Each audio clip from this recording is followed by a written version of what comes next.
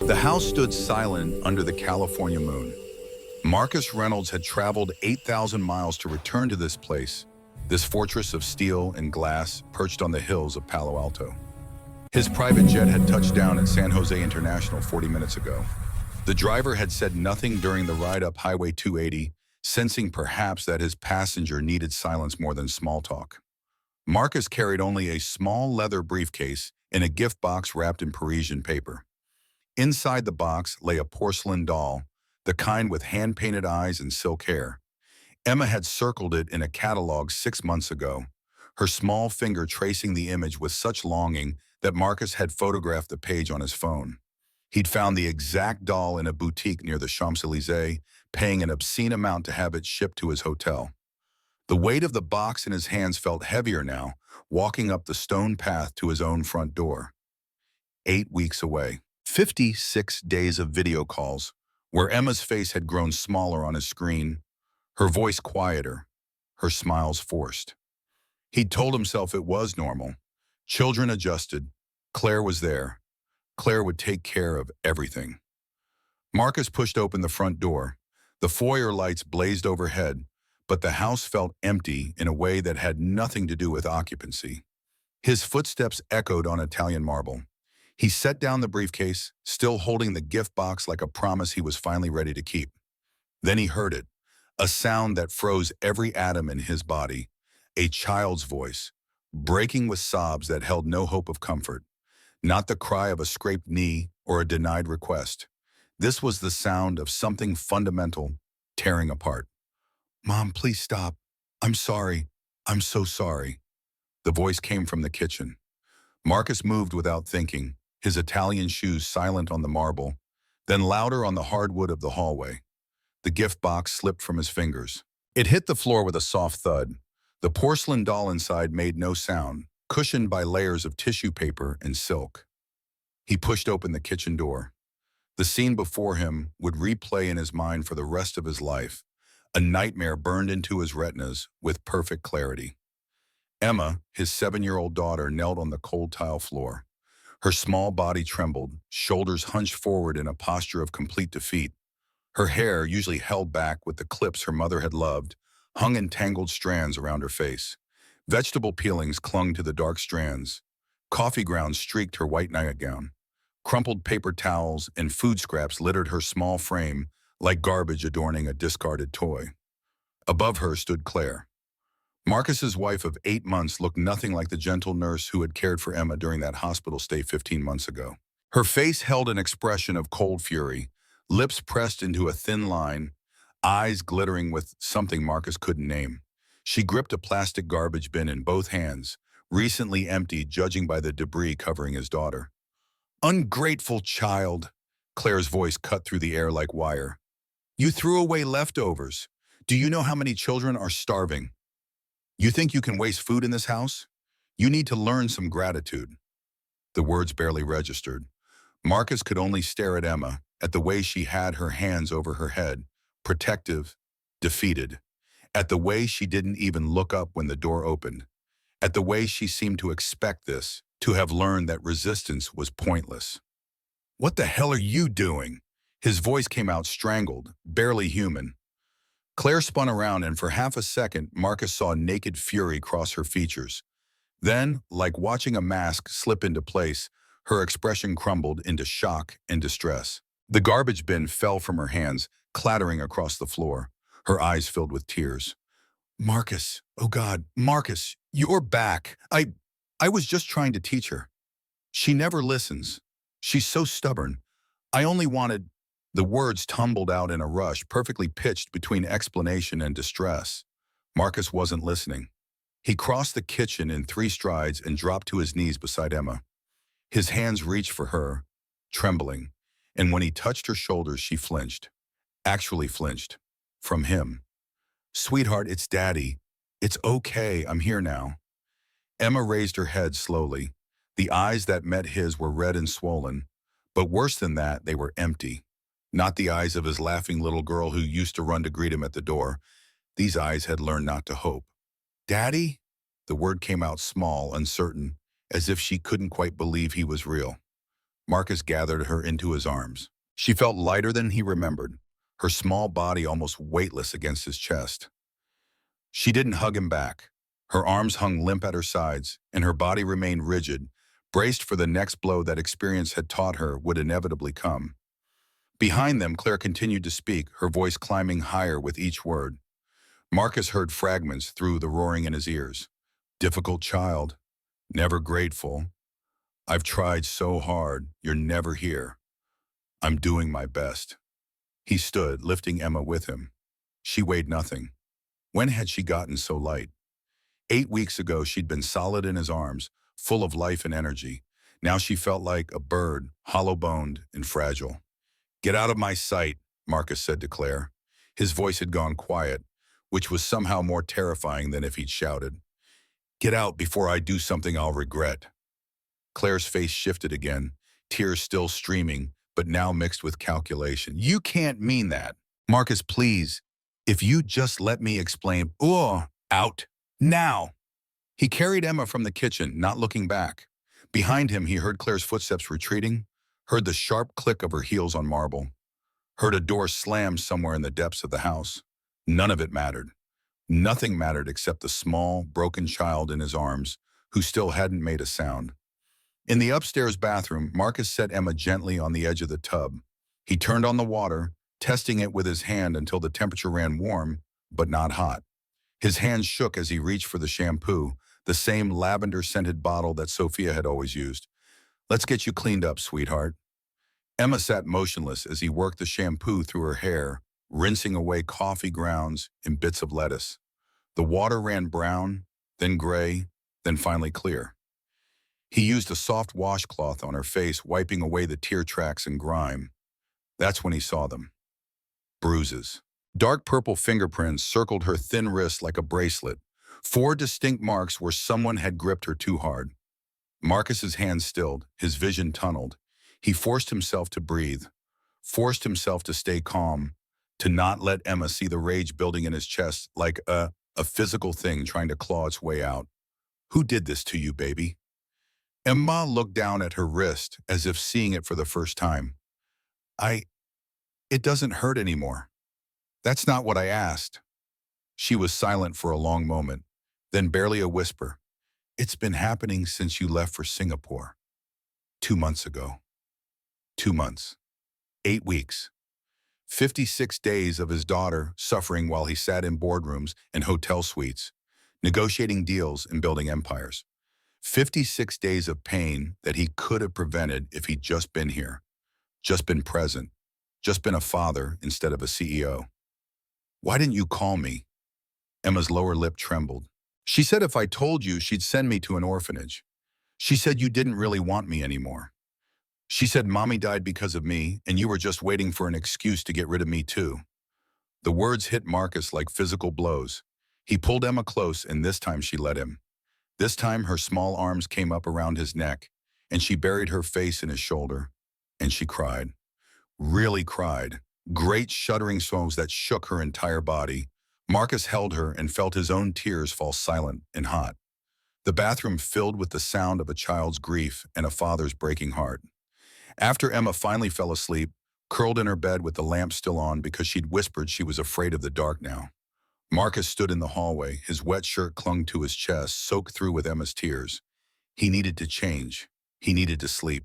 He needed to think. Instead, he walked downstairs to find George Carter sitting in the living room, back straight, hands folded in his lap. The butler who had served the Reynolds family for 20 years looked older tonight, the lines in his face deeper than Marcus remembered. Sir, George stood as Marcus entered. I need to speak with you. Not now, George. I can't. Sir, George's voice, usually so deferential, held a note of steel. With respect, this cannot wait. I should have spoken weeks ago. If I'd had more courage, perhaps Miss Emma wouldn't be. He stopped, composed himself. Please, let me show you something. Marcus followed George to the butler's small office off the kitchen. The room smelled of leather and old books. George's laptop sat open on the desk, the screen displaying a file folder labeled simply, Evidence. I've been documenting everything since you left for Singapore, George said quietly. I tried to call you, sir, 5 times. You said I was overreacting. You said Mrs. Claire was a nurse, that she knew what she was doing. Marcus closed his eyes. He remembered those calls, brief interruptions during meetings, George's concerned voice asking about Emma's weight loss, about her withdrawn behavior. Marcus had been dismissive, impatient. He'd trusted Claire. He'd wanted to trust her, needed someone else to carry the burden of parenting while he built his empire. Show me, he said. George clicked on the first video file. The timestamp read 6 weeks ago, 3:47 p.m. The camera angle showed the kitchen from a hidden vantage point, probably the smoke detector George had supposedly replaced last month. The video played. Marcus watched Claire dump a plate of food into the garbage disposal. You don't deserve to eat, you little parasite. The audio captured Claire's voice with perfect clarity. Your father wastes money on you. Do you know how much it costs to feed you? To clothe you? You're nothing but a burden. Emma's small voice off camera. I'm sorry, I'll be better. You can't be better. You're fundamentally broken. Your mother knew it. That's why she left. Mommy didn't leave. She died. The sound of a slap echoed through the speakers. Emma's cry.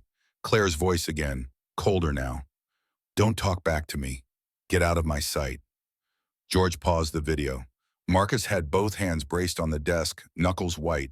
He couldn't speak, couldn't breathe. There are 47 more videos, sir, George said quietly, each worse than the last. I've also compiled her medical information. Miss Emma has lost 8 pounds in 2 months. 8 pounds on a child who weighed only 53 pounds to begin with. Marcus's vision swam. Why didn't you?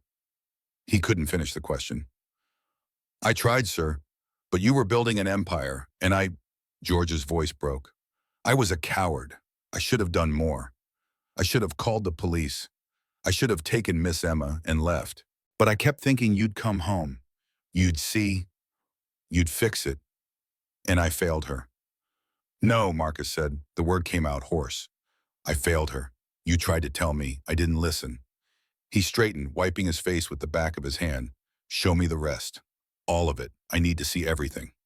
They watched through the night, video after video. Claire's cruelty had a systematic quality to it, escalating slowly enough that Emma had learned to adapt, to survive, to stop hoping for rescue. In one video, she made Emma kneel on rice for 2 hours. In another, she locked the child in a dark closet for refusing to apologize for something she hadn't done. The worst was the video from 3 weeks ago. Emma, alone in her room, writing in a small journal. The camera couldn't capture the words, but it caught the tears falling on the page. It caught the way she held a silver bracelet, the charm bracelet her mother had given her, pressing it to her lips like a talisman. It caught the moment when Claire entered, snatched the bracelet away, and dangled it over the toilet. Your dead mother can't protect you anymore. Claire's voice was almost gleeful. This is mine now. Everything in this house is mine, including you. She dropped the bracelet. The toilet flushed. Emma's scream was animal, primal, the sound of something essential being ripped away. Marcus stopped the video. He couldn't watch anymore. The rage in his chest had transformed into something colder, harder. Ice instead of fire. Determination instead of fury. George, I need you to do something for me. Anything, sir. Copy all of these files, multiple backups, cloud storage, physical drives, everything. Then get me the name of the best family lawyer in California and call Dr. Rachel Foster from Emma's school. I need to speak with her first thing tomorrow morning. Right away, sir, George paused. What will you do about Mrs. Bond? Claire? Marcus looked at the frozen image on the screen, Claire's face twisted in cruelty as she destroyed his daughter's last connection to her mother. I'm going to destroy her. Legally, publicly, completely. She wanted to be part of this family.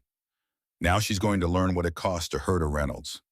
He stood, every muscle in his body aching with exhaustion that went deeper than physical tiredness. But first, I need to check on something. In Emma's room, Marcus eased open the door. His daughter slept restlessly, making small sounds of distress. He approached quietly and saw her hands clutching at empty air, searching even in sleep for the bracelet that was gone. Marcus sat on the edge of the bed. He reached under Emma's pillow and found what he was looking for, a small notebook with a purple cover, its pages filled with a child's handwriting. He carried it to the hallway, closing the door softly behind him. Under the dim light, he began to read. Day 1. Daddy left for Singapore. Claire said he's not coming back. She says he has a new family there and doesn't want me anymore. I don't believe her, but what if it's true? Day 5. I'm so hungry. Claire didn't give me lunch again. She says I'm too fat and need to learn what real hunger feels like. George snuck me cookies, but if she finds out, he'll get fired. Day 12. She hit me with the ruler today. My hand hurts. I tried to write my spelling words, but I can't hold the pencil right. Tomorrow is the test and I'm going to fail, and Daddy will be disappointed. Day 23. I miss Mommy so much it hurts. Sometimes I dream she comes back and takes me away from here. Then I wake up and remember she's dead, and it's just me and Claire, and I wish I could die too. The words blurred. Marcus realized he was crying, tears falling onto the page, smudging the careful letters his daughter had formed with hands that had been beaten for the crime of existing. Day 34. Claire found Mommy's bracelet today. She took it. She said dead people don't need jewelry and I don't deserve nice things. I begged her to give it back, but she flushed it down the toilet. I screamed so loud that George came running. She told him I was having a tantrum. He looked at me like he wanted to help, but he can't. Nobody can help me. Day 47.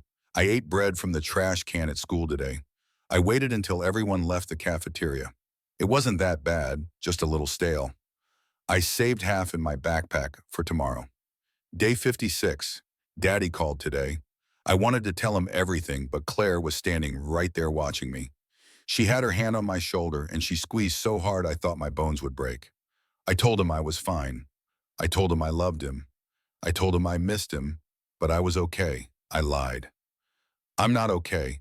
I don't think I'll ever be okay again. The final entry was dated yesterday. Day 60. I don't think Daddy loves me anymore. If he did, he would be here. Mommy always said Daddy was a good man who loved us more than anything. But Mommy also said she'd always be here and she's dead. So maybe people just lie and nothing they say means anything and I'm alone forever. Marcus closed the notebook. His hands shook so violently that he nearly dropped it. He stood in that hallway, in the house he'd bought to keep his family safe, and felt the full weight of his failure crash down on him. Somewhere in the house, a clock chimed 3 in the morning. Marcus walked to his study and picked up his phone.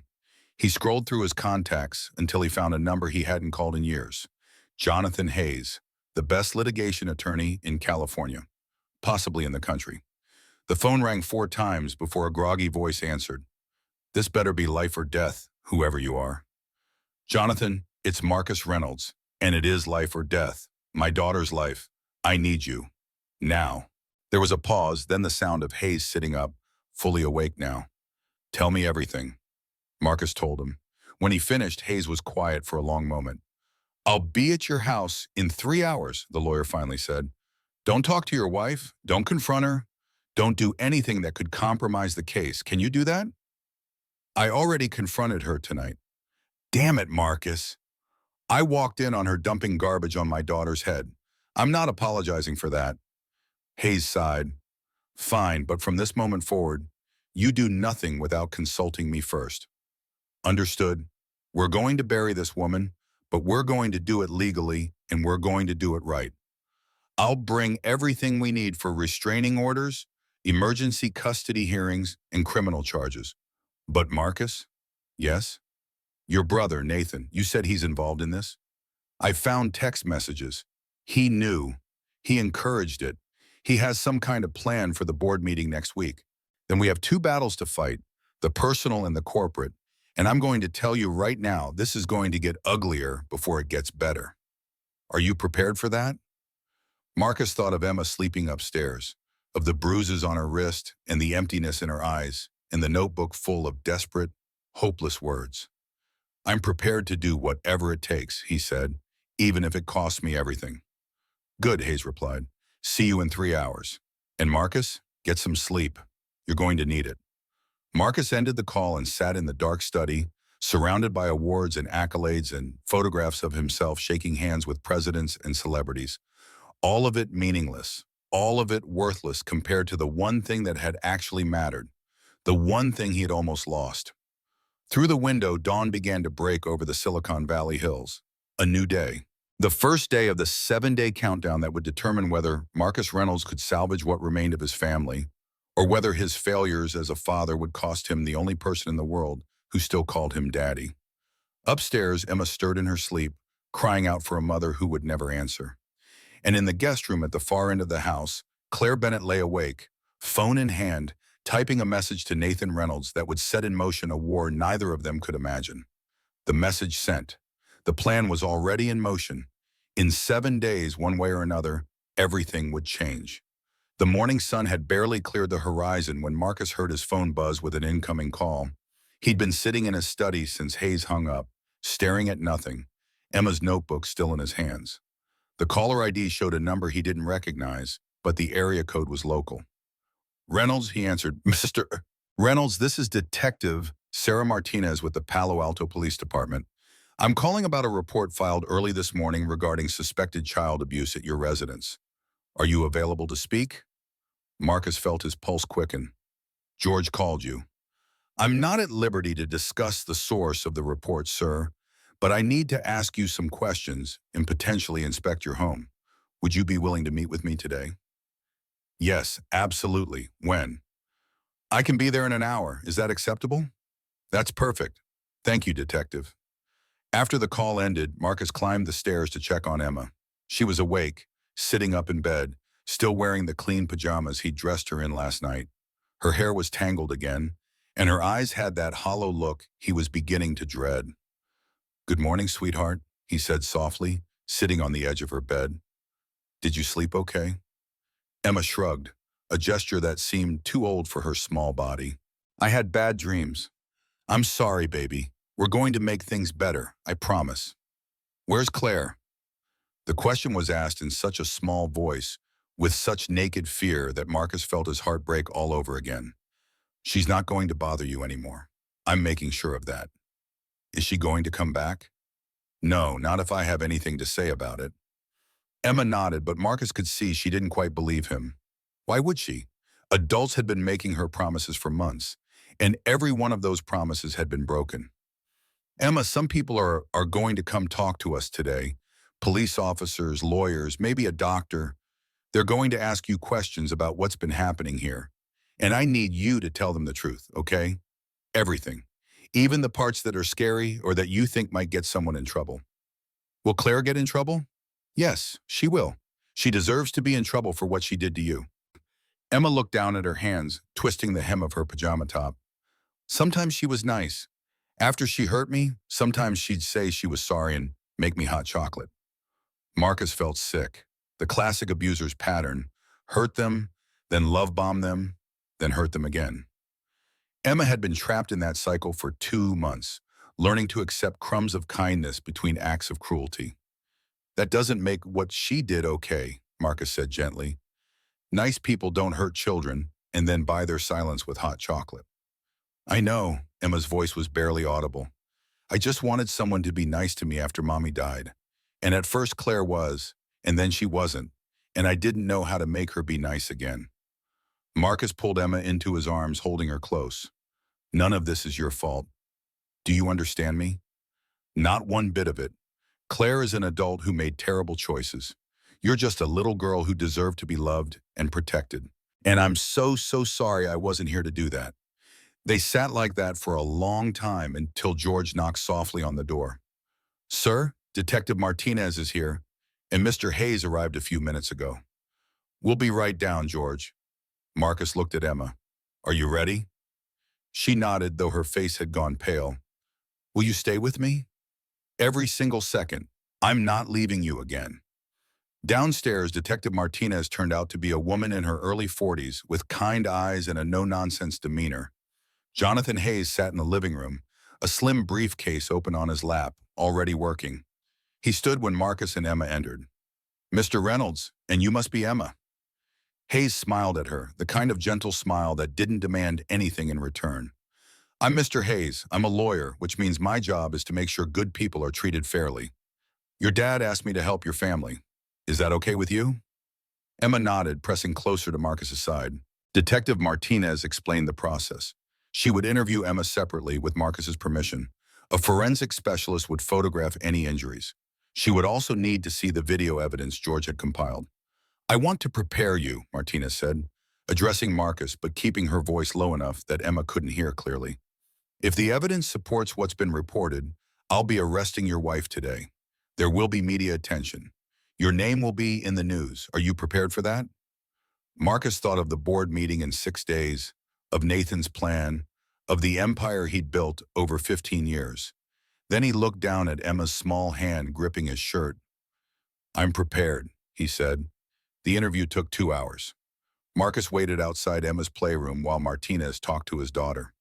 Through the door, he could hear Emma's voice, quiet and halting at first, then growing stronger as she told her story. Hayes sat beside Marcus, making notes, occasionally glancing at his phone as messages came in. I've filed for an emergency restraining order, Hayes said quietly. Judge Patterson is reviewing it now. We should have approval by end of day. I'm also drafting divorce papers. California is a no-fault state, but with documented abuse, we can move for an expedited hearing and ensure your wife gets absolutely nothing in the settlement. Good, Marcus said. What about Nathan? That's trickier. If he knew about the abuse and didn't report it, he could face charges himself. But corporate espionage, which is what you're describing with his plan to oust you, that's harder to prove without concrete evidence. I have his text messages with Claire. From her phone, that helps. We'll need the originals, not screenshots. Can you access them? Marcus nodded. George has the phone. Claire left it here when I kicked her out last night. Perfect. I'll want to see that immediately. Hayes paused. Marcus, you need to understand something. This is going to be a war on multiple fronts. Family court for custody and the restraining order. Criminal court for the abuse charges. Civil court potentially if Emma needs long-term therapy or medical care. And the corporate battle with your brother. You're about to become very public in ways you've never experienced before. I understand. Do you? Because right now you're angry and protective and operating on adrenaline. But in a few days, when the news trucks are parked outside your house, when reporters are calling Emma's school, when shareholders start questioning your judgment, when business partners start backing away because they don't want the association with a scandal, it's going to be a lot harder. Marcus looked Hayes straight in the eye. My daughter ate garbage because I wasn't here to protect her. My wife systematically tortured her while I was too busy making money to notice. My brother helped orchestrate it to steal my company. I don't give a damn about news trucks or shareholders or business partners.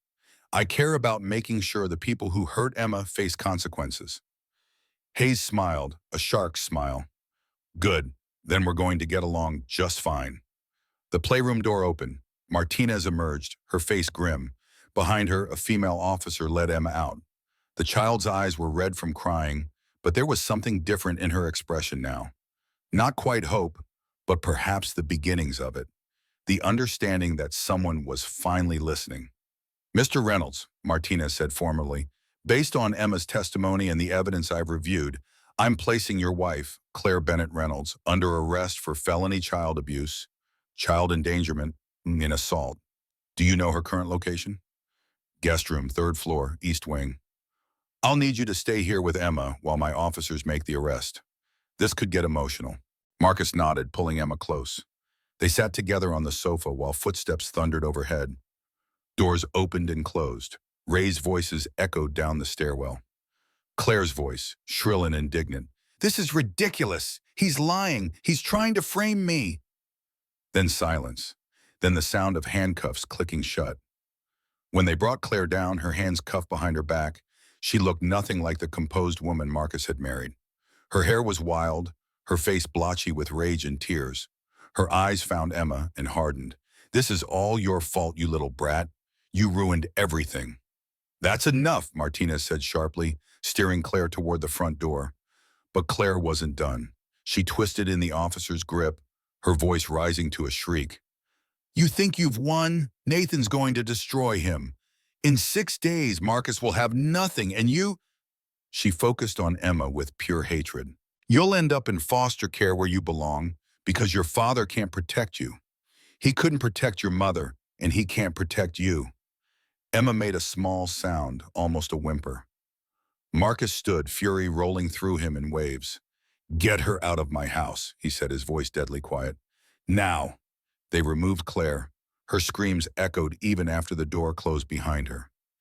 Emma had buried her face in Marcus's chest, her small body shaking. "Is it true?" she whispered. "Will I have to go to foster care?" "No, baby, never. You're staying right here with me." "But what if Nathan wins? What if you lose the company and we don't have money anymore?" Marcus knelt down so he was eye level with his daughter. He took her small face in his hands, forcing her to meet his eyes. "Emma, listen to me very carefully. I could lose the company tomorrow. I could lose every penny I've ever made. I could end up living in a studio apartment, working at a gas station. And none of that would matter as long as I have you. You are the only thing in this world that I cannot afford to lose. Do you understand?" Tears rolled down Emma's cheeks. "I thought you didn't love me anymore." "I never stopped loving you, not for 1 second. I was just—" He struggled to find words that could explain his failure without making excuses for it. "I was lost. After Mommy died, I didn't know how to be your dad by myself. So I worked instead of dealing with my grief. And that was wrong. It was cowardly. And you paid the price for my cowardice." "Mommy used to say you worked too much," Emma said softly. "She said you loved us, but sometimes you forgot to show it." Marcus felt the truth of that pierce him.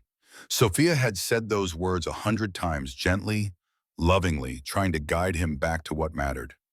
He hadn't listened then either. "Your mother was right about a lot of things," he said. "And I'm going to spend the rest of my life proving to you that I'm capable of changing. Starting right now." He stood and turned to Hayes. "What's next?" "Now," Hayes said, "we prepare for war." The news broke before Marcus had finished his second cup of coffee. George appeared in the doorway of the study, his face ashen, holding a tablet. On the screen, the headline blazed in bold letters across TechCrunch. "Reynolds Tech CEO under fire. Daughter found eating from trash at school." Below the headline sat a photograph that made Marcus's blood run cold. Emma, captured from a distance, crouched beside a garbage can in the schoolyard. Her small hands held a piece of bread. Her face, even in the grainy image, showed the hollow-eyed desperation of a starving child. The photographer had caught her in profile, the angle somehow making her look even smaller, more vulnerable, more abandoned. "Sir," George's voice was tight with controlled anger. "The article went live 20 minutes ago. It's already been shared 40,000 times." Marcus took the tablet and read. Each word felt like a knife sliding between his ribs. The article painted him as a negligent billionaire, too consumed with empire building to notice his own daughter's suffering. Anonymous sources, the piece claimed, reported that Marcus Reynolds hadn't been home in months, that Emma had been losing weight, that school officials had raised concerns that went unanswered. None of it was technically false. That was the brilliant cruelty of it. What the article didn't mention was Claire, didn't mention the systematic abuse, didn't mention that Marcus had only discovered the truth 36 hours ago. The narrative was simple and damning. Rich man neglects child. Rich man cares more about money than family. Rich man fails at the one job that actually matters. Jonathan Hayes strode into the study without knocking, his own phone pressed to his ear. He ended the call and fixed Marcus with a sharp look. "Nathan leaked this. I'm certain of it. The timing is too perfect. The board meeting is in 6 days. He's destroying your reputation before you even have a chance to defend yourself. Can we prove it?" "Working on it. But Marcus, we need to get ahead of this story now, today. You need to hold a press conference." Marcus felt exhaustion pulling at him like an undertow. He'd slept maybe 2 hours in the last 48. His body ached, his head pounded. And somewhere upstairs, Emma was probably waking up to the knowledge that her private pain was now public spectacle. "What do I say?" The question came out hollow. Hayes set down his briefcase and pulled out a legal pad covered in notes. "The truth? Or at least the version of truth that serves your purposes. You address the photographs. You acknowledge your absence. You explain about Claire's arrest. You make it clear that you're a father fighting to protect his child from an abuser. The media will crucify me anyway. Probably, but we control the narrative. Right now, you're the villain. We need to shift that. Make Claire the villain, make Nathan the villain if we can prove his involvement. But most importantly, we show the world a father who's willing to lose everything to save his daughter. Marcus looked at the photograph on the tablet again. Emma's small form, hunched and desperate. The image would be seared into the public consciousness within hours. His daughter's suffering, packaged and consumed by millions of strangers who would judge without understanding. Set it up, Marcus said quietly. This afternoon, and Hayes, I'm not reading from a script. I'm telling the truth. All of it. Marcus, as your attorney, I strongly advise. I'm telling the truth, Marcus repeated. If that costs me the company, so be it. But I'm done hiding. I'm done making calculated decisions. Emma deserves better than that. Hayes studied him for a long moment, then nodded. All right, but I'm standing beside you during the presser, and if you start veering into legally dangerous territory, I will interrupt you. Agreed? Agreed. 2 hours later, Marcus stood in the lobby of Reynolds Tech headquarters, facing a wall of cameras and reporters. Someone had set up a small podium with the company logo. The irony wasn't lost on him. He was potentially destroying his professional legacy to salvage his personal one, and he was doing it in the building that represented everything he'd sacrificed his family to create. Emma wasn't with him. She was at home with George and Dr. Rachel Foster, who'd agreed to stay with the child during what the therapist had called a potentially triggering media event. Marcus had kissed his daughter's forehead before leaving, promising to be back by dinner. She'd nodded but said nothing, her eyes already retreating to that distant place where she went when the world became too overwhelming. The cameras clicked and flashed. Marcus gripped the sides of the podium, his prepared remarks folded in his pocket, untouched. Thank you for coming, he began, his voice rougher than intended. You've all seen the photographs of my daughter, Emma. You've read the articles, and I'm here to tell you that the situation is both worse and more complicated than what's been reported. He paused, gathering himself. In the front row, he recognized several reporters from major tech publications. In the back, he saw cameras from local news stations. This would be everywhere within the hour. 2 days ago, I returned home from an 8-week business trip to find my wife, Claire Bennett Reynolds, dumping garbage on my 7-year-old daughter's head. When I confronted her, I discovered that this wasn't an isolated incident. For 2 months, while I was working overseas, Claire had been systematically abusing Emma, starving her, beating her, psychologically tormenting her. The room erupted with questions. Cameras flashed more furiously. Marcus raised a hand, continuing. Yesterday, Claire was arrested and charged with felony child abuse. The evidence against her is extensive and irrefutable. I've filed for divorce and obtained an emergency restraining order. My only goal now is protecting my daughter and helping her heal from trauma that never should have happened. Mr. Reynolds, a reporter shouted from the back, where were you while this abuse was occurring? The question hung in the air. This was the moment, the truth that would define everything that followed. I was building an empire, Marcus said, each word deliberate. I was closing deals. I was in boardrooms and hotel suites. I was doing everything except the one thing that mattered, which was being a father to my daughter. He saw Hayes stiffen beside him, but didn't stop. When my wife, Sophia, died 3 years ago, I didn't know how to process that grief. So I buried it in work. I told myself I was providing for Emma, securing her future. But what I was really doing was running away from the pain of losing my wife and the responsibility of raising our daughter alone. Marcus pulled out his phone and held it up.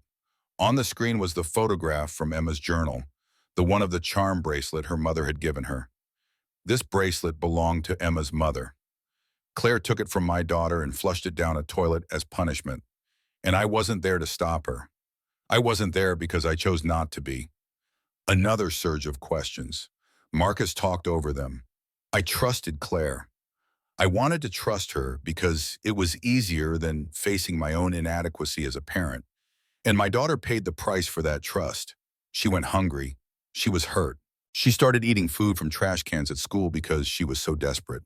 And through all of that, I was thousands of miles away, too busy to answer phone calls from my own butler who was trying to tell me something was wrong. He stopped, his throat tight. When he spoke again, his voice was barely above a whisper, but the microphones caught every word. I'm not here to make excuses or to shift blame. I'm responsible. Not legally, perhaps, but morally. I failed my daughter. And now I'm going to spend however long it takes to earn back her trust and to make sure she never doubts again that she is the most important thing in my life. Mr. Reynolds, a woman from the Wall Street Journal called out, "What about your position at Reynolds Tech? The board meeting is scheduled for next week." "I'm stepping back from daily operations effective immediately. I'll retain my position on the board, but I'm not interested in being CEO of a company while I'm failing as a father. Emma needs me. That's the only priority that matters." The room exploded. Everyone talked at once. Hayes stepped forward, fielding questions, but Marcus barely heard the chaos.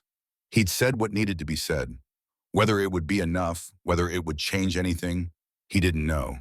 But for the first time in 3 years, Marcus Reynolds had told the truth about who he was and what he'd lost. And somehow that felt like the beginning of something. Not redemption, perhaps. He didn't deserve that yet. But maybe the first step on a very long road toward becoming the father Emma needed him to be. The press conference replayed on every news channel. By evening, clips had gone viral across social media. The narrative began to shift, slowly at first, then gathering momentum. Marcus wasn't trending as the negligent billionaire anymore.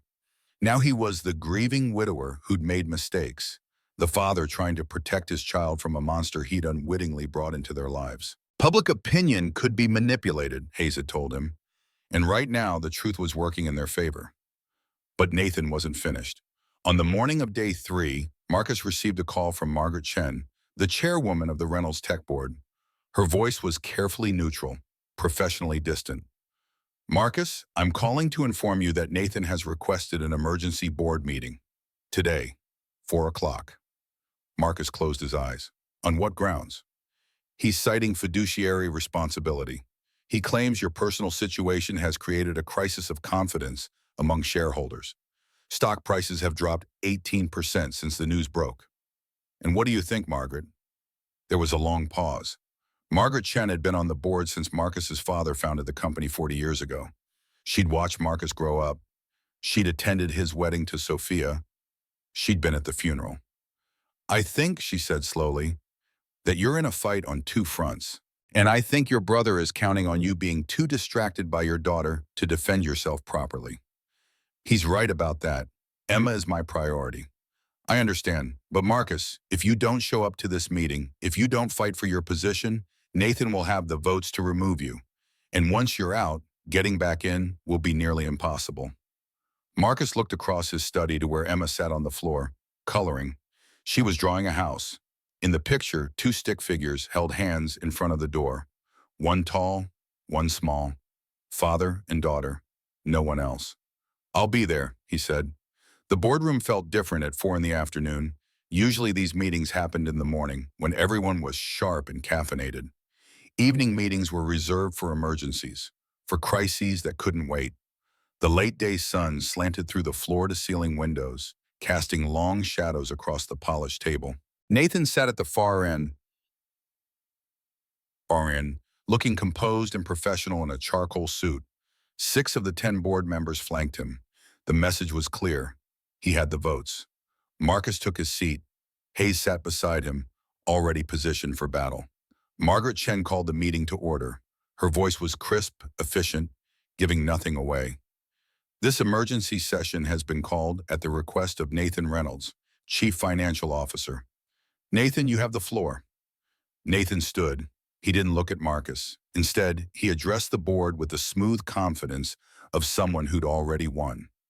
"Ladies and gentlemen, thank you for gathering on short notice. I've called this meeting because Reynolds Tech is facing a crisis that threatens our very foundation. Our CEO, my brother Marcus, has become a liability." He clicked a remote. A screen descended from the ceiling, displaying stock charts. Red arrows pointed downward. "Since news of Marcus's personal scandal broke, we've lost nearly 20% of our market value. That's billions of dollars in shareholder wealth, evaporated because our leader couldn't keep his family life from becoming a public spectacle." "Nathan," Marcus said quietly, "you leaked that story." Nathan's eyes flickered to him for the first time. I have no idea what you're talking about. You leaked the photographs to TechCrunch. You wanted my reputation destroyed before this meeting so you could position yourself as the stable alternative. That's a serious accusation. Do you have proof? Marcus pulled out Claire's phone and set it on the table. Text messages between you and my wife, discussing strategy, discussing how to use Emma's suffering as leverage. Shall I read them aloud? The room went silent. Nathan's composure cracked, just slightly. A muscle in his jaw tightened. Those messages are taken out of context. Really? Marcus unlocked the phone and began to read. Make her believe Marcus doesn't love her. When she breaks, he'll break too. That's you, Nathan. Dated 2 months ago, before I even left for Singapore. Margaret Chen leaned forward. Nathan, is this true? My brother is manufacturing evidence to save his position. He's desperate. Marcus stood. His exhaustion had burned away, replaced by something colder and harder. You used a 7-year-old child as a weapon. You coordinated with an abuser. You leaked photographs of my daughter's suffering to advance your career. And you did all of this because you wanted what I have. What you have? Nathan's voice rose, the careful composure shattering. You've had everything since the day you were born. Dad's attention, the company, respect. I've spent my entire life in your shadow, working twice as hard for half the recognition. So yes, I leaked the story. Yes, I talked to Claire. Yes, I saw an opportunity and I took it. Because for once, just once, I wanted what should have been mine all along. The confession hung in the air. Several board members sat back, shock evident on their faces. Nathan seemed to realize what he'd said, but it was too late to take it back. Marcus felt no triumph, only a deep, bone-tired sadness. I'm sorry, he said quietly. I'm sorry that Dad made you feel less than. I'm sorry that you grew up thinking you had to compete for love and recognition. I'm sorry I didn't see that pain and try to fix it. Nathan laughed, a bitter sound. You're apologizing? Now, after everything? Yes, because you're my brother, and somewhere along the way I failed you too. But Nathan, that doesn't excuse what you did. Emma is 7 years old, she's innocent, and you watched her suffer and did nothing because you wanted my job. I didn't watch her suffer, I barely saw her. You came to the house. Emma drew pictures of you in her therapy sessions. She said you visited when I was gone. You talked to Claire, you laughed. Nathan's face went white. I didn't know how bad it was. You didn't want to know, because knowing would have meant doing something, and doing something would have compromised your plan. Margaret Chen stood, her voice cut through the tension like a blade. I've heard enough. Nathan, your admission of leaking confidential information about Marcus's family, combined with your coordination with Claire Bennett, constitutes a severe breach of ethics and possibly criminal conspiracy. You're suspended from all duties effective immediately pending a full investigation. This meeting is adjourned. Nathan stood frozen as security entered the room. His carefully constructed world was collapsing in real time. As the guards approached, he looked at Marcus one last time. I hate you, he said simply. I always have. I know, Marcus replied, and I'm sorry I never realized that until it was too late. They removed Nathan from the building. Marcus watched his brother leave, feeling no satisfaction, only the weight of decades of missed opportunities and unspoken pain. Hayes touched his arm. We should go. Emma's waiting. Emma, his daughter, the one person in this whole mess who hadn't asked for any of it. Marcus left the boardroom and didn't look back. The attack came on the 5th night. Marcus woke to the sound of breaking glass. For a confused moment, still caught in the fog of sleep, he thought he dreamed it. Then he heard George's voice, shouting from somewhere downstairs, and he was out of bed and running before his conscious mind fully processed what was happening. The hallway was dark. He'd insisted on leaving Emma's door open since Claire's arrest, needing to be able to check on her without waking her. Now, as he passed her room, he saw her bed was empty. His heart stopped. Emma! He took the stairs 3 at a time, nearly falling in his haste. In the foyer, he found George struggling with a figure dressed in black. The figure had a knife. George had his hand clamped around the wrist holding the blade, but blood streamed from a wound in his shoulder. The figure was Claire. Her hair was wild, her eyes fevered. She must have made bail, must have come straight here. As Marcus watched in horror, she twisted away from George and ran toward the kitchen, toward the stairs that led up to the back hallway, toward Emma's room. Marcus chased her. His bare feet slipped on the marble, but he didn't slow down. He could hear Emma now, screaming from somewhere above. Claire was already on the stairs, taking them two at a time, despite the knife still clutched in her hand. Marcus caught her on the landing. He grabbed her from behind, pulling her backward, and they both went down hard. The knife clattered away across the floor. Claire fought like something wild, all nails and teeth, screaming words that didn't make sense. She ruined everything. Everything. She has to pay. You're insane, Marcus gasped, trying to pin her arms. She was stronger than she looked, adrenaline lending her strength that shouldn't have been possible. Then Emma was there, standing in the doorway of her room. She held her mother's photograph, the one from her bedside table, clutched to her chest. Her face was chalk white, her eyes enormous. Daddy! Claire saw her and lunged. Marcus held on, barely, pulling Claire back as she reached for Emma with clawed hands. Come here, you little monster. This is all your fault. The knife was on the floor 3 feet away.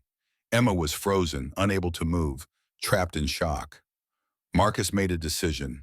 He shoved Claire as hard as he could, sending her stumbling backward down the stairs, then threw himself between her and Emma as Claire recovered and charged again. The knife came from nowhere. Marcus saw it too late to dodge completely. He twisted, and instead of burying itself in his chest, the blade caught his forearm. Pain exploded, bright and immediate. Blood welled dark against his skin. Emma screamed. Claire raised the knife again, and Marcus knew he couldn't stop her a second time. His vision was already blurring from shock and blood loss. This was it. This was how it ended.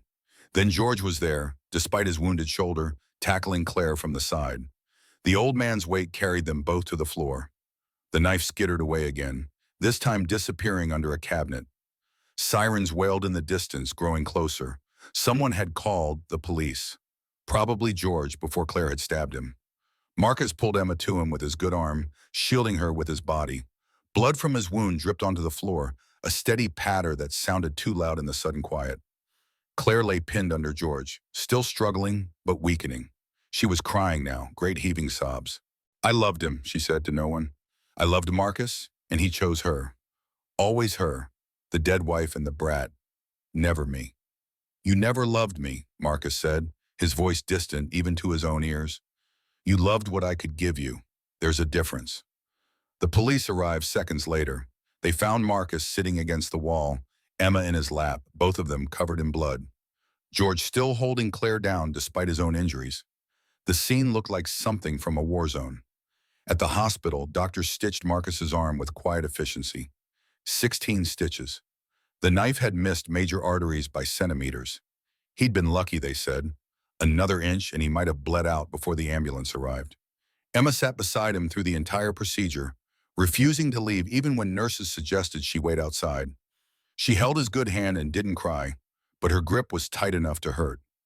George's shoulder required surgery to repair damaged tissue, but he'd recover. The old butler had saved both their lives tonight.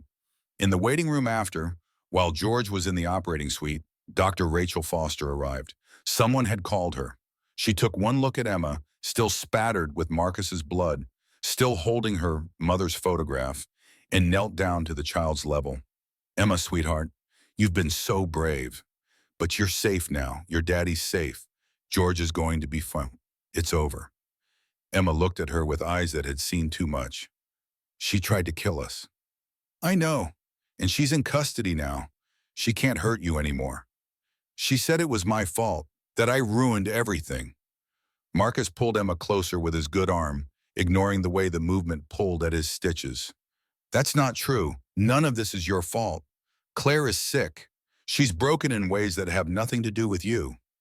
Emma finally started to cry. Not the quiet, defeated crying Marcus had heard before, but loud, ugly sobs of pure terror and release. She'd nearly watched her father die tonight. At 7 years old, she'd stood in a doorway and seen a knife aimed at someone she loved. Dr. Foster met Marcus's eyes over Emma's shaking form. Her expression said what words couldn't. This trauma would take years to heal. Emma would carry scars from tonight for the rest of her life. But she was alive. They both were, and sometimes Marcus thought that had to be enough. The final board meeting happened on schedule. Marcus attended with his arm in a sling, the bandages visible beneath his rolled-up sleeve. He didn't try to hide them. The board needed to see what this war had cost. Nathan wasn't there. He'd resigned the day after the emergency meeting, as Marcus had demanded. Rumor was he'd left California entirely, though no one seemed to know where he'd gone. Margaret Chen called the meeting to order. The agenda was simple: confirm Marcus's return to active duty or appoint an interim CEO. Before we vote, Margaret said, Marcus has asked to address the board. Marcus stood, his arm ached. He hadn't slept more than a few hours since the attack. Emma was at home with Dr. Foster, starting intensive trauma therapy. I'm not going to take up much of your time, he began. I know there are concerns about my ability to lead this company, given everything that's happened. And I want to be clear about my priorities going forward. He looked around the table at faces he'd known for years, some sympathetic, some skeptical, all of them waiting to see what he would do. Reynolds Tech has been my life's work. I built this company from my father's garage business into what it is today. I'm proud of that. But I'm not proud of the bond. I lost my wife to grief and work. I nearly lost my daughter to the same priorities. Marcus paused, gathering himself. I'm not stepping down, but I am changing how I operate. I'll be in the office 4 days a week, 8 to 5. No overtime. No weekends. No business trips longer than 48 hours. My daughter needs me present in her life, not just providing for her from a distance. One of the board members, Robert Davidson, cleared his throat.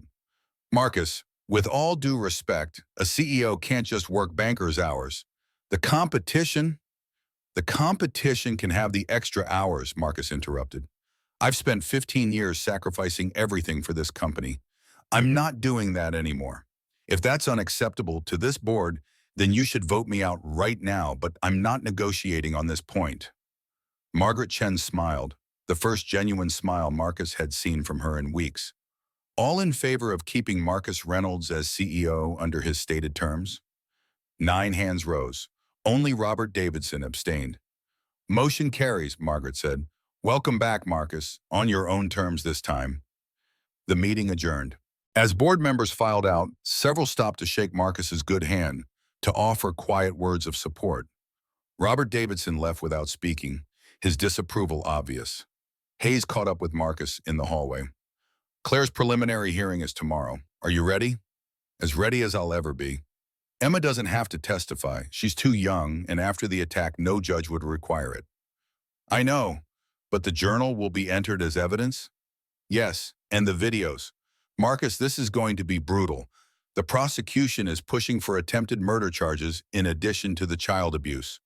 Claire's looking at serious prison time. Good, Marcus said simply.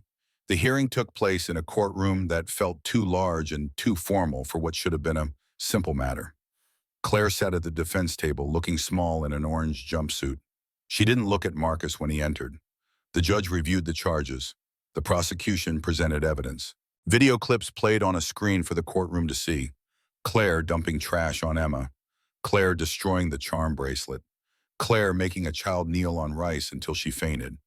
When they read excerpts from Emma's journal aloud, Marcus had to leave the courtroom. He stood in the hallway, breathing hard, fists clenched. Hayes followed him out. You don't have to go back in. Your testimony isn't until this afternoon. I need to be there. I need to see this through. When he returned, they were showing photographs from the night of the attack. His blood on the floor, the knife, Emma's small footprints, bare and bloody, where she'd stepped in his blood without realizing it. Claire's lawyer argued for leniency, citing mental illness and the stress of being a stepmother to a grieving child. The prosecutor countered with the systematic nature of the abuse, the premeditation, the attempted murder. The judge listened to everything with an impassive face. At the end, she set bail at $5 million and ordered Claire to undergo psychiatric evaluation. We'll reconvene in 6 months for trial, the judge said.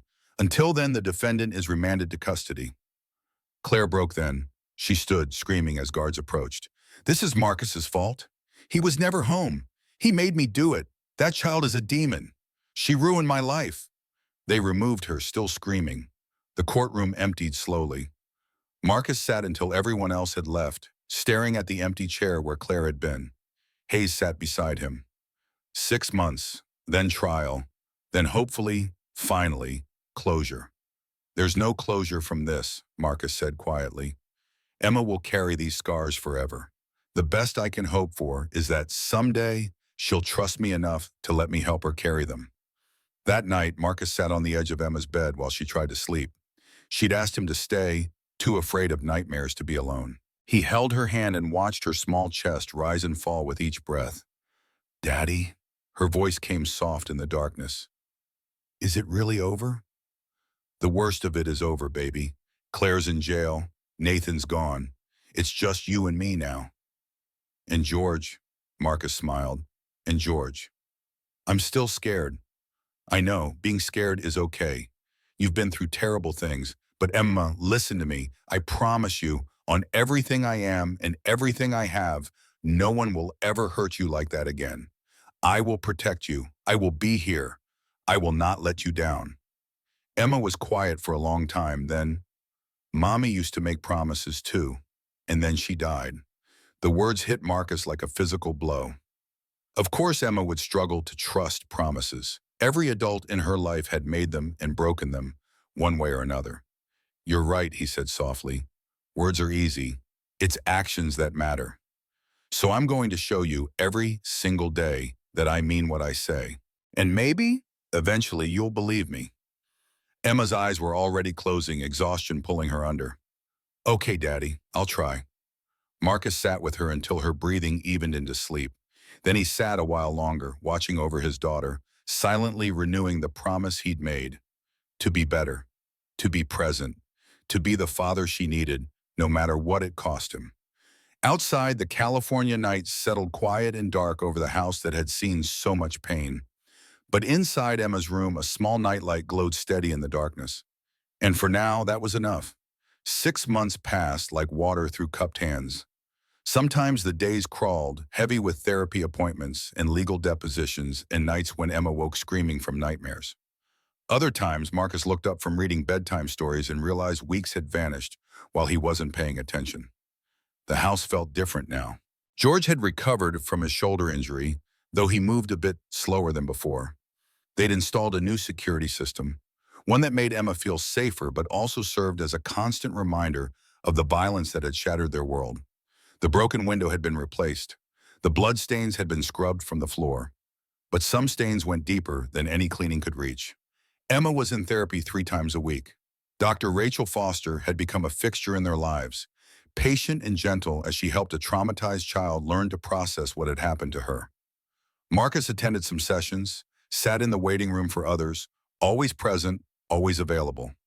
He'd kept his promise about work. 4 days a week, 8 to 5, never a minute longer. The board had adjusted, though not without friction. Some clients had taken their business elsewhere, uncomfortable with a CEO who wouldn't fly to Tokyo for a weekend meeting. Marcus let them go without argument. Reynolds Tech stock had recovered to 85% of its pre-scandal value. Good enough. On a Tuesday morning in late November, Jonathan Hayes called with the news Marcus had been both dreading and anticipating. Trial date is set, January 14th, 3 weeks from now. Marcus stood in his study, phone pressed to his ear, watching Emma through the window. She was in the garden with George, helping to plant winter flowers. She looked healthier than she had 6 months ago. The hollows had filled in around her eyes. She smiled sometimes now, quick and fleeting but real. Will Emma have to testify? The prosecution wants her to, but I'm fighting it. She's 7 years old, and she's been through enough. The videos and journals should be sufficient. But if they insist, Hayes was quiet for a moment. Then we prepare her as gently as possible.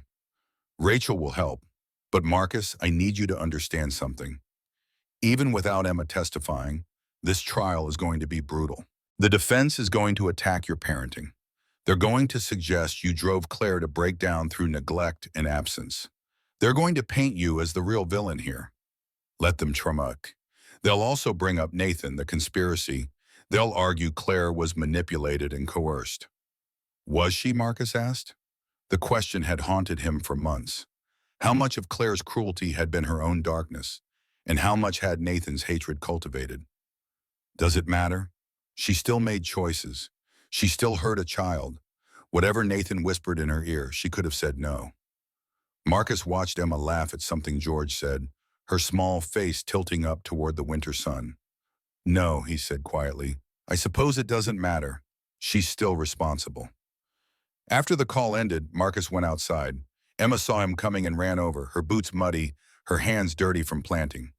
Daddy, look, we planted pansies. George says they'll bloom even in the cold.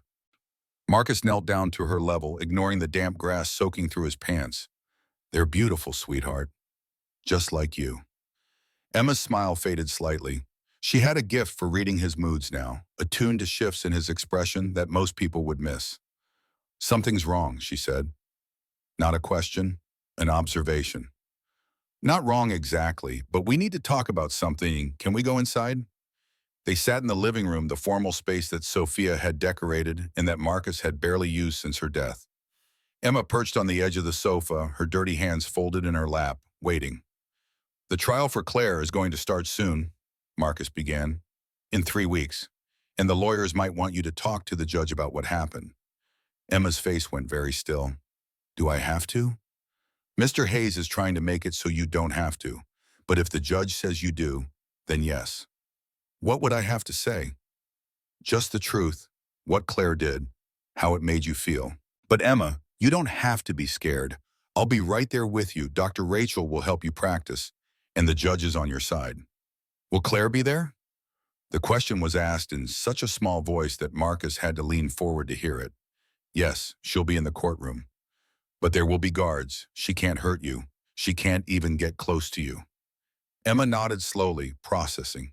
Her hands twisted in her lap, a nervous gesture she developed in recent months. What if I freeze? What if I can't talk?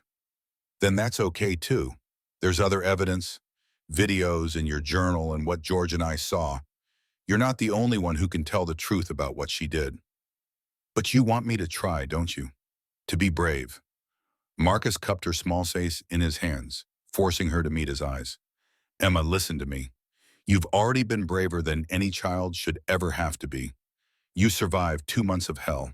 You've been going to therapy and facing your nightmares and learning to trust again. You don't have to prove anything to anyone. If you can testify, wonderful. If you can't, that's wonderful too. Either way, I'm proud of you. Tears welled in Emma's eyes. I want her to go to jail forever, Daddy. I want her to never be able to hurt anyone again. Me too, baby. Me too.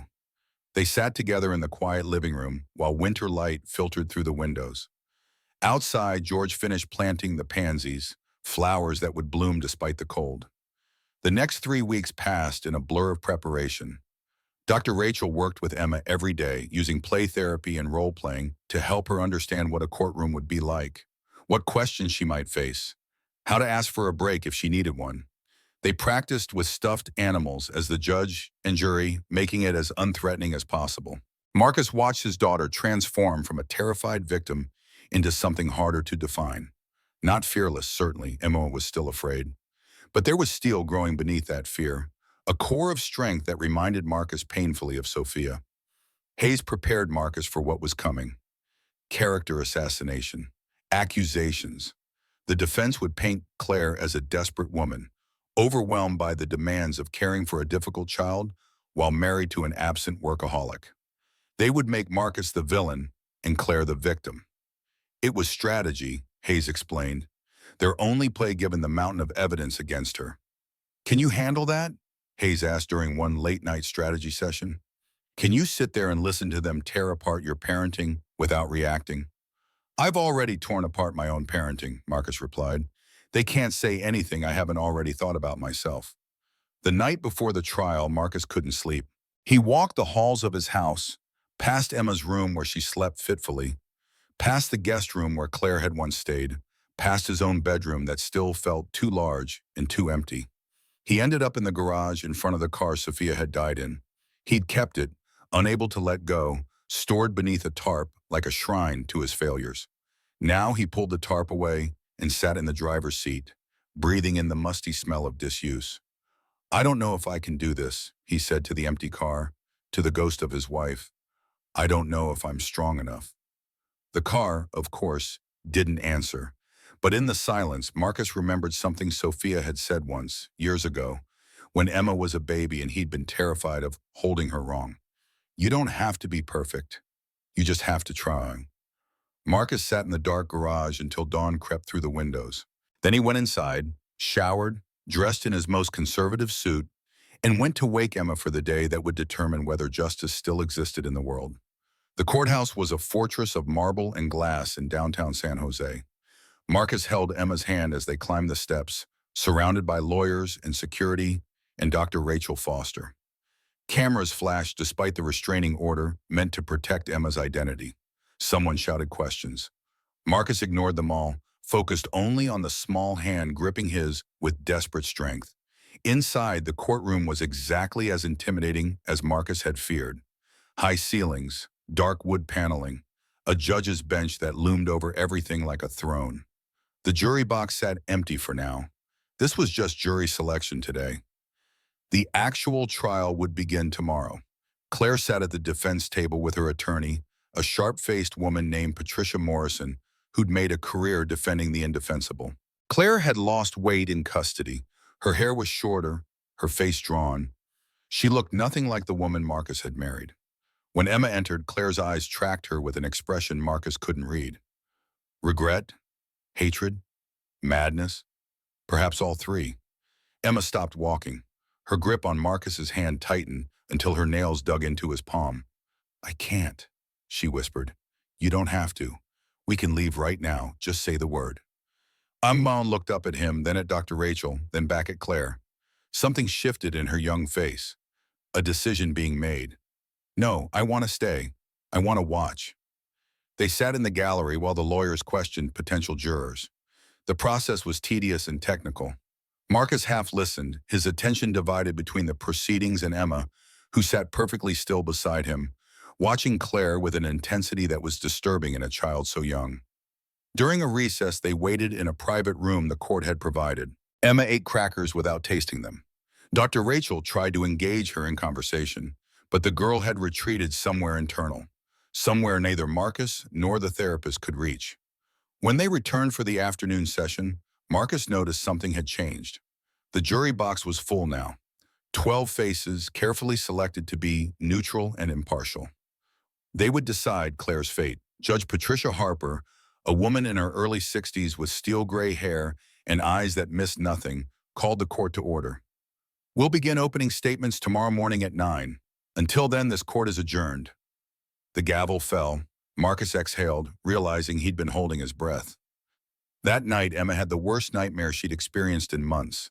Marcus heard her screaming from his own bedroom and was there in seconds, gathering her into his arms while she thrashed and cried. She's in my room, Daddy. She's here. She has the knife. No, baby, you're safe. It's just a dream. Claire's in jail. She can't get to you. It took 20 minutes to calm her down. When she finally stopped shaking, she looked at Marcus with eyes too old for her face. What if they let her go? What if the jury says she didn't do anything wrong? That won't happen. There's too much evidence. But what if? Marcus held her tighter. Then we'll deal with it, together. But Emma, I truly believe justice will be done tomorrow. The truth is on our side. Emma nodded against his chest, wanting to believe but unable to quite let go of her fear. The trial began the next morning with the prosecution's opening statement. The prosecutor, a stern man named David Chen, painted a picture of systematic abuse and premeditated cruelty.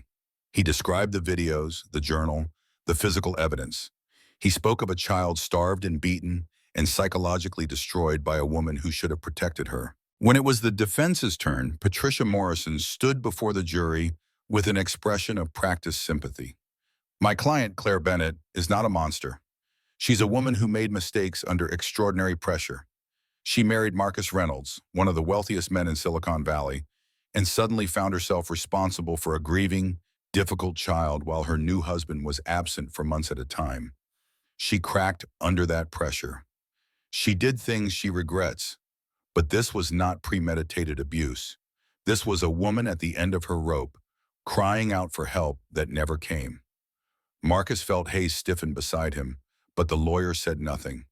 They'd known this was coming. The prosecution called their first witness. George Carter, impeccably dressed despite his age, took the stand and described what he'd witnessed: the abuse, the terror, Emma's deterioration over those 2 months. He spoke in simple, clear sentences that left no room for doubt. The defense tried to shake him on cross-examination, suggesting he was loyal to Marcus and therefore biased. George met Patricia Morrison's eyes and said calmly, "I'm loyal to the truth, ma'am. And the truth is that I watched Mrs. Clare hurt a child and did nothing to stop it. That's something I'll regret for the rest of my life." The jury leaned forward, listening.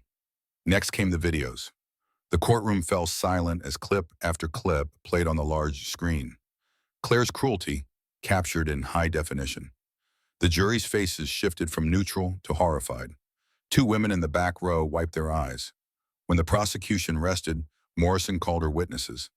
A psychiatrist who testified that Claire suffered from adjustment disorder and depression. A former colleague who described her as kind and caring. Character witnesses meant to humanize the woman the videos had painted as a demon. But the damage was done. Marcus could see it in the jury's eyes. They'd made up their minds. On the third day, the prosecution called their final witness. "We call Emma Reynolds to the stand." The courtroom went silent. Hayes had warned Marcus this might happen, despite their objections. The prosecution argued that Emma's testimony was crucial, that only she could describe the full scope of the emotional abuse. Marcus looked down at his daughter. She was pale but composed, her small hands folded in her lap. "You don't have to," he whispered. "I know," Emma said, "but I want to." Dr. Rachel accompanied Emma to the witness stand. The bailiff brought out a booster seat so Emma could be seen over the bench. The little girl looked impossibly small in the formal courtroom, a child in a world of adults and consequences. The prosecutor approached gently. "Emma, do you know why you're here today?" "To tell the truth about what Claire did to me." "And do you promise to tell the truth?" "Yes." "Can you tell the jury what happened when your daddy went to Singapore?" Emma's voice was quiet at first, but it grew stronger as she spoke. She described the hunger, the beatings, the psychological torture. She spoke of eating bread from trash cans and hiding food in her pockets. She told them about the charm bracelet, the last piece of her mother, being destroyed. The jury listened in absolute silence. Several members openly cried. Morrison's cross-examination was brief and careful. She knew attacking a traumatized child would turn the jury against her client completely. Instead, she tried to suggest Emma might be confused, might have misunderstood Claire's intentions. "When Claire didn't give you lunch, isn't it possible she forgot? That she was busy and made a mistake?" Emma looked at the lawyer with eyes that had seen things no child should see.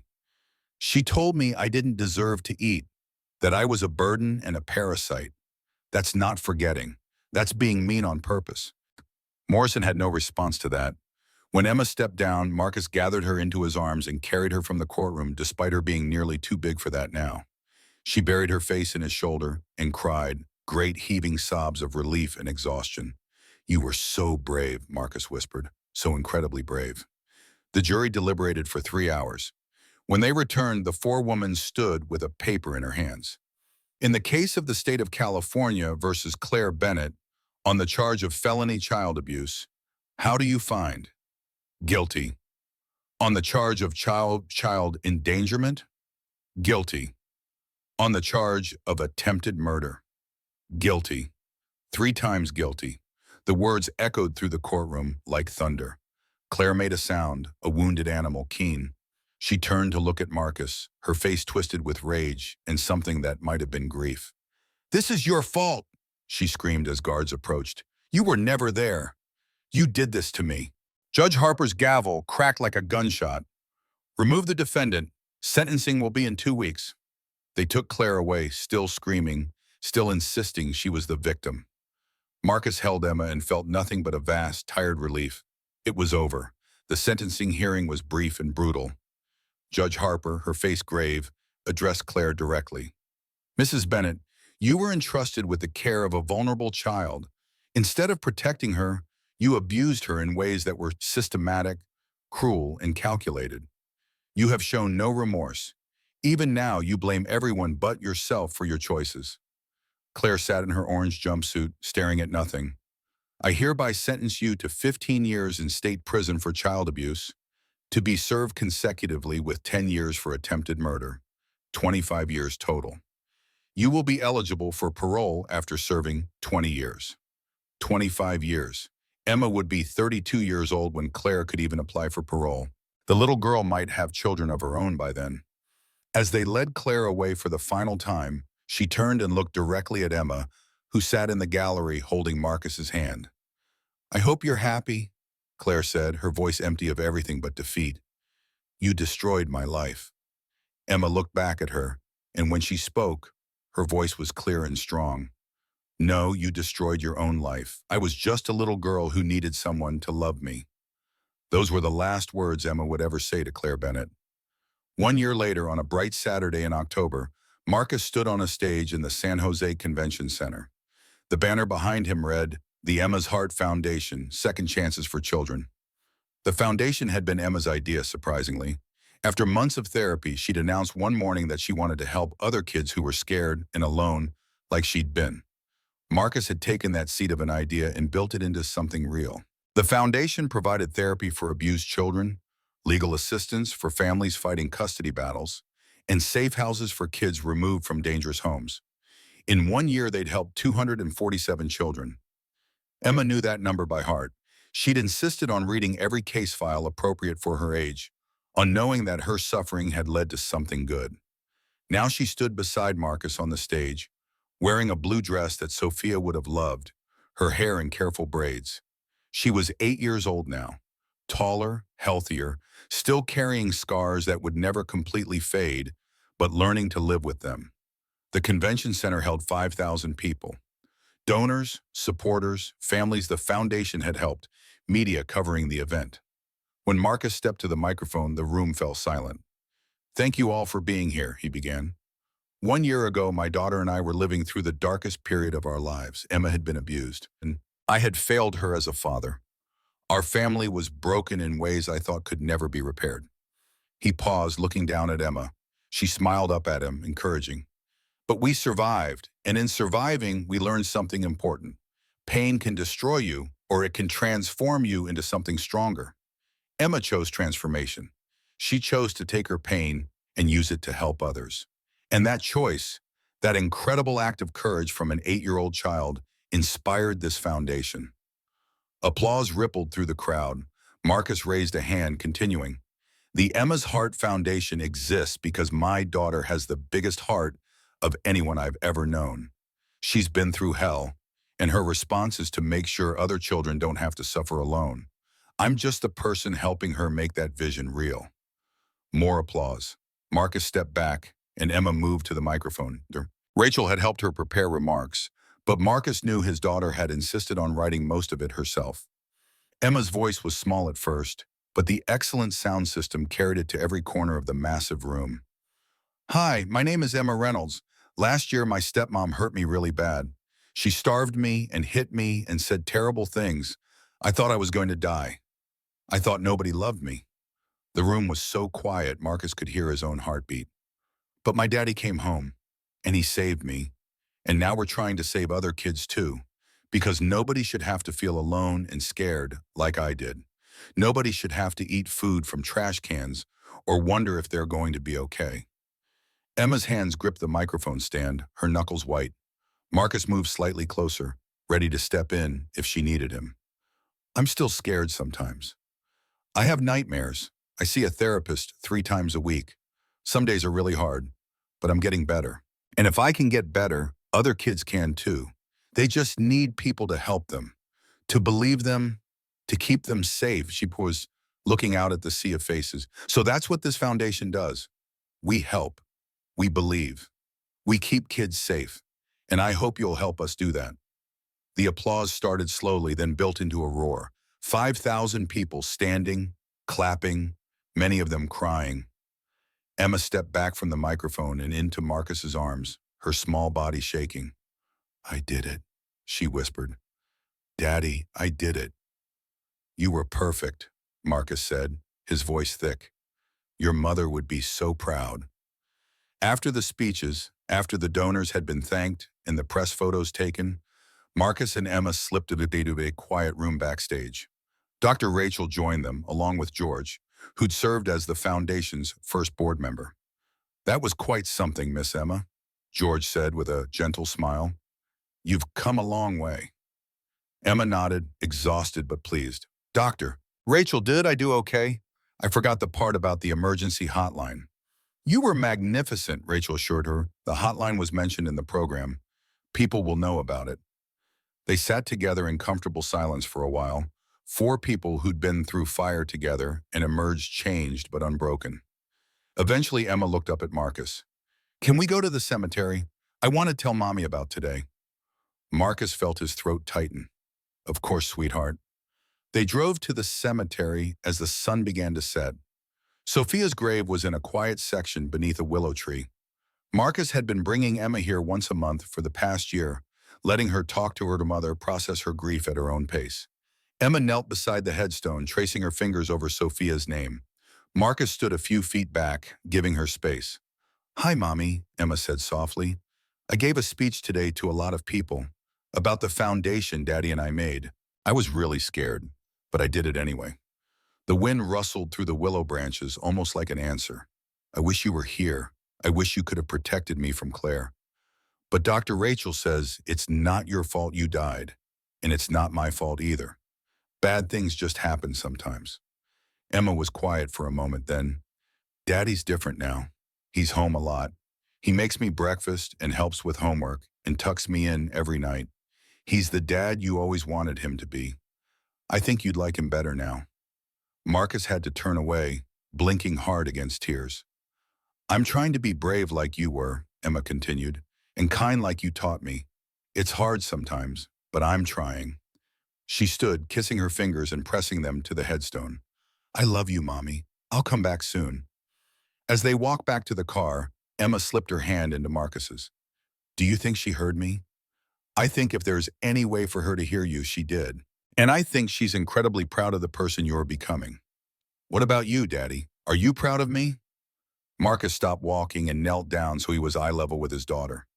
"Emma, I am more proud of you than I have words to express. You've faced things that would break most adults, and you've somehow found the strength to turn that pain into something beautiful. You are the bravest, strongest, most compassionate person I know." Emma smiled, the first truly carefree smile Marcus had seen on her face in over a year. "I had a good teacher." "Your mother?" "You silly. You showed me that it's never too late to change, that you can make mistakes and still be a good person, that love is about showing up every single day." Marcus pulled her into a hug, holding tight to this miracle of a child who'd forgiven him for failures he'd never forgive himself for. They drove home through the October twilight. The house waited for them, warm and safe, no longer haunted by ghosts of violence and cruelty. George had dinner waiting. They ate together, the three of them, talking about ordinary things, school projects and foundation business, and whether the garden needed new flowers. After dinner, Marcus read to Emma from her current favorite book. She fell asleep before the chapter ended, her breathing even and peaceful. Marcus closed the book quietly and just watched her for a while. This child who'd saved him as much as he'd saved her. In the hallway, he paused in front of a photograph Sophia had taken years ago. Marcus and Emma at the beach, both of them laughing, frozen in a moment of perfect happiness. The photograph used to hurt too much to look at. Now Marcus could see it for what it was. Not a reminder of what he'd lost, but a promise of what he could still have. He went downstairs to his study and pulled out the journal he'd been keeping at Dr. Rachel's suggestion, a place to process his own guilt and growth. Tonight's entry was simple. Emma spoke to 5,000 people today about surviving abuse and choosing hope. She is 8 years old and stronger than I will ever be. I don't know how I got lucky enough to be her father, but I will spend the rest of my life trying to deserve that privilege." He closed the journal and looked out the window at the garden where Emma and George had planted flowers that bloomed despite the cold. Pansies, George had said, resilient and beautiful, like his daughter. Marcus turned off the lights and climbed the stairs to check on Emma one last time before bed. She slept peacefully, one hand clutching the new charm bracelet he'd commissioned for her. This one had different charms. a heart for love, a house for home, a star for hope. And in the center, a tiny golden phoenix, rising from the ashes. Marcus kissed her forehead and whispered the same words he said every night now. I'm here, baby. I'll always be here. You're safe, you're loved, and tomorrow we'll face whatever comes together. In the darkness of the sleeping house, those words felt like a prayer, like a promise, like redemption, hard-won and precious. Outside, the California night settled soft and quiet. Inside, a father kept watch over his daughter, holding the light against the darkness. And for the first time in years, Marcus Reynolds felt something he'd almost forgotten: peace.